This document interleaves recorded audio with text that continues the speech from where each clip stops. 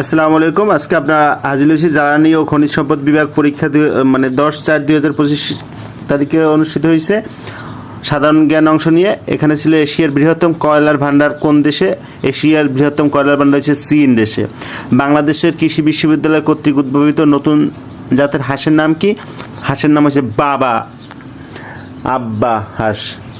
Blue ghost mission কি? Blue ghost mission হচ্ছে চাঁদের দক্ষিণ মেরুতে বরফ ও অন্যান্য খনিজ অনুসন্ধানের জন্য তৈরি একটি চন্দ্র অভিযান। তাহলে ব্লু গোস্ট মিশন কি? চাঁদে অভিযান। কিসের জন্য? খনিজ সম্পদের জন্য। দাবা খেলার আদি নাম কি? চতুরঙ্গ। ওপেক এর পূর্ণরূপ কি? Organisation of the petroleum exporting countries. তাহলে যেসব রাষ্ট্রগুলো আর কি পেট্রোল রপ্তানি করে সেগুলো হচ্ছে ওপেকের অন্তর্ভুক্ত। মার্কিন যুক্তরাষ্ট্রের আইনসভার নাম কি? কংগ্রেস। মানবদেহের সবচেয়ে বড় পেশির নাম কি? Gluteus Maximus. আসলে এটা হচ্ছে যে নিতম্ব। নিতম্ব তো বুঝেন আপনারা, নিতম্বের নিচে আর কি। তারপরে হচ্ছে মানবদেহের সবচেয়ে বড় পেশির নাম তো আমরা জানলাম, গ্লুটিয়াস ম্যাক্সিমাস। তিতুমিরের প্রকৃত নাম সৈয়দ মীর নিসার আলী। সৈয়দ মীর নিসার আলী। আনন্দ বিহার কোথায় অবস্থিত? ভারতে অবস্থিত একটি বিখ্যাত বৌদ্ধ মঠ ও প্রত্নতাত্ত্বিক স্থান হচ্ছে আনন্দ বিহার। তাহলে ভারত বলতে পারেন। ফুলকপিতে কোন ভিটামিন থাকে? প্রধানত ফুলকপিতে ভিটামিন সি এবং কিছু পরিমাণ ভিটামিন কে, ভিটামিন B6 ও ফোলেট থাকে।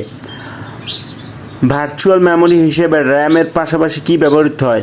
হার্ড ডিস্কের কিছু অংশ। ভার্চুয়াল মেমোরি হিসেবে র্যামের পাশাপাশি ব্যবহৃত হয় হার্ড ডিস্কের কিছু অংশ। বাংলাদেশের প্রথম নারী প্যারাট্রুপার কে? প্যারাট্রুপার এসেছে সিদ্দিকা বেগম। প্যারাট্রুপার এসেছে আসলে কি হেলিকপ্টার দিয়ে প্যারাশুট করে লাফ দেয় আর কি, যে বিমান থেকে, এটা হচ্ছে প্যারাট্রুপার। আচ্ছা, ব্রিক্স প্রতিষ্ঠিত ব্যাংকের নাম কি? ব্রিক্স প্রতিষ্ঠিত ব্যাংকের নাম হয়েছে new development bank. New development bank বা NDB, যা পূর্বে ছিল ব্রিক্স ব্যাংক নামে পরিচিত।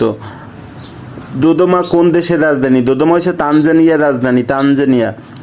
NDC 2015 কি? NDC 2015 হচ্ছে প্যারিস এগ্রিমেন্টের অধীনে প্রতিটি দেশের জাতীয়ভাবে নির্ধারিত অবদান, অর্থাৎ ন্যাশনালি ডিটারমাইন্ড কন্ট্রিবিউশন। এটি জলবায়ু পরিবর্তনের প্রভাব মোকাবেলায় দেশগুলোর স্বেচ্ছাসেবক মূলক লক্ষ্যমাত্রা ও পদক্ষেপের রূপরেখা। বিশ্বের প্রথম ই-কমার্স চালু করে কোন প্রতিষ্ঠান?